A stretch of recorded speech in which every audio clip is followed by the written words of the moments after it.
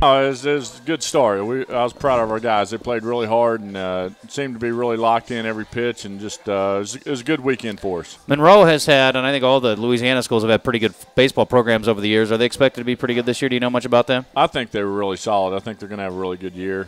Really big, physical guys, and they could move real well. So, like I said, I think they're a really good team. I think we just, like I said, we got some timely hits and got some big plays happen late for us, and took advantage of that for them. But I think they're going to be really good, yes. Weather was pretty good down in Louisiana, fortunately, and able to complete the 3 games. And I guess was it just kind of a round-robin deal, or what was the situation? I mean, was it a win in advance, or how was the tournament set up? No, it was just round-robin. We played Grambling on Friday, and then ULM on Saturday, and then Indiana State on Sunday. We just all 3 played each other. Okay. Yeah.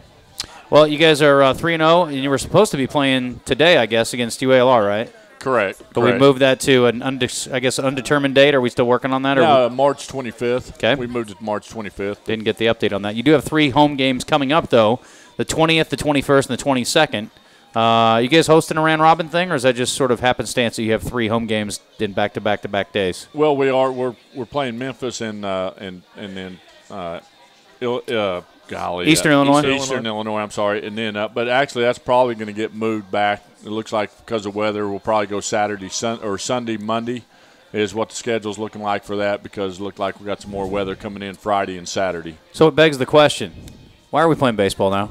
I know we just gotta have a high tolerance of frustration level. In February, it's always like this, and we just got to grind through it and make the best out of it. What are you looking for at this point in the season? And as far as building non-conference schedule in baseball, what kinds of things do you try to accomplish? What kinds of teams is this? I mean, we talk about with basketball and football. I mean, they're looking for some opportunities to make a little scratch. What about for baseball? Are there opportunities to make money, or is it more about trying to find teams that are regional and easy to get in and out? Well, no, the money's not like that for basketball, that basketball and football has for guaranteed games or anything. It's nothing close with that. But what we're looking for is a tough schedule. There's no question. That's why we play a lot of SEC teams, and we'll play the Big 12. And we will play the toughest competition. We want to put our players in front of the best players we possibly can, as much as we possibly can. And that's what we look for. And we play a lot of teams that were in the regional. You know, last year, like Indiana State last year was in the regional. And we want to play as many of those teams as we can. And that's, if you look at our schedule, it is a tough schedule. But I think it's important to put our players in front of some of the best teams in the country as much as we can. Would not have guessed Indiana State had a strong baseball program to the point where they made a regional last year. You do? I remember that, sure. Because it was sort of surprising. I didn't realize that they – No, they're a really solid program. There's no doubt about that. It's the first time they've been relevant since Larry Bird. Since Larry, yeah. So you wear number 7, is that right? Correct. Was that your lucky number growing up? I was a 7, or did you just get stuck with that? No. I was number 6 as a player. Somehow I ended up with number 7, but don't you get to mandate that? I mean, you're the head coach. Yeah, I do mandate that. Okay. So I started wearing number 7 at Southern Arkansas, and I've worn it ever since. Well, it's worked out fine for you. I would stick with it for sure. Well, that's kind of cool. I didn't know if there was a reason behind it, but you grew up wearing 6. Was there a significance to that? No, not really. Just basically, you start out on JV, and coaches throw you a jersey, and you grab it and put it on, and it kind of sticks with you is kind of what happened. If you could have picked a jersey number, whose would it be? I'm assuming it would have been a hero, Major League Baseball hero or something. I don't know. I never really thought about it. Did you have a hero growing up? Was there a guy you idolized in baseball? I loved watching Don Mattingly. So I'm not a Yankees fan, but I enjoyed watching Don Mattingly play. Well, you're a classy fellow then. We call that just being smart, Coach. One of the great mustaches of all time. Oh, yeah, no doubt. It's very luxurious. Raleigh fingers. So, if your team could play an exhibition against a Major League Baseball team, who would it be and why? Oh, I think it'd be the Red Sox. There you go. Yeah. Let's get the both such a suck Especially up. if we got to play at Fenway. Would that be it? That'd be awesome. Well, yes. I think you should play at Wrigley, which is a better stadium, and you'd have a chance to beat the Cubs. No, I don't. I mean, am I right? You might be right about Okay. that. Yeah, there you go. Speaking of the Cubbies, how but it's not a better stadium. You don't think so? No. I think the snow. I haven't been to Fenway, so I don't know. The snow is as high as the Green Monster right now, as a matter of fact. But how much of a difference would Joe Madden make with the Cubs this year? I think he'll make a big difference. They don't get a chance of making the playoffs, though. I don't know. You never know. Did you just ask the baseball coach how much a difference a baseball coach could make in a Joe team? Madden. Joe Madden in particular to the Cubs, because the Cubs are terrible. Let's be honest. Yeah, but they've got some good players. They got John Lester. So I mean, they that's got a some huge pitching. signing. So, Yeah, couldn't stand Boston anymore. He got wise. Yeah, but they have better players, and good players make good coaches. There's no doubt about that.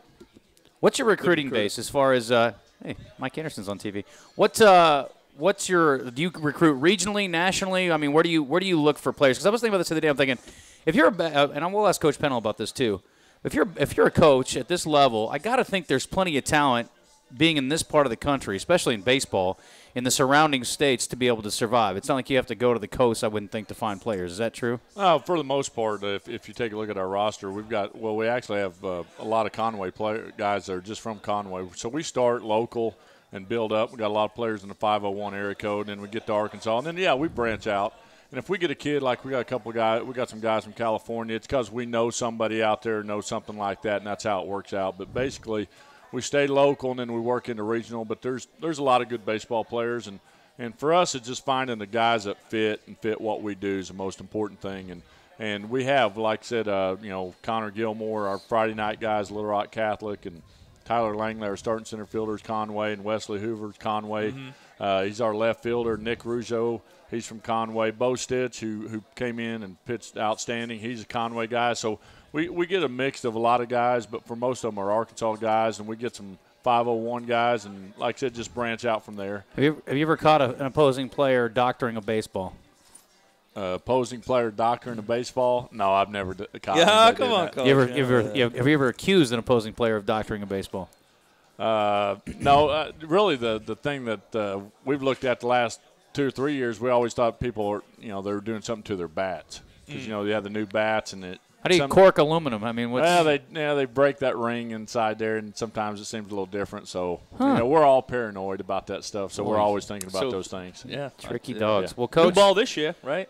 Yeah, new flat ball. seam ball. Yeah, it's a little hotter? different. Yeah, we've seen some. No, the seam is different. It's not as high. So what does that mean? It's lower to the. It's closer to the ball. I don't know what that. It's the same ball, but it's lower. Less movement. So, no, it may have a little more movement, but it doesn't have the wind drag, and so we hit 3 home runs. Logan, we had our shortstop hit 3 home runs. We saw more home runs this weekend than we've seen in a long time. I like that. Yeah. Well, people love offense, especially in college like baseball. That, though, do they? I don't know. Yeah, the pitchers aren't going to like it as much, but you can tell there is a difference. But I think they finally got it right. It seems to be right. It's not too much. Is it our stadium more of a pitcher's park or a hitter's park? It's big. Okay. You can get it out down the lines, but in the gaps it plays really big. Okay. Yeah. Old number 7, Coach Goach. You betcha. Thank you, my so, friend. Thank you all. What do we determine here? When's our next game? Our next game will be. It's all variant, I realize, with the weather. Yeah, with the weather, but it looks like it's going to be Sunday at home and then Monday at home, and then we go to Ole Miss on Tuesday. That'll be fun. Yes. Very good. Well, good luck, Coach. I appreciate it. Thank you.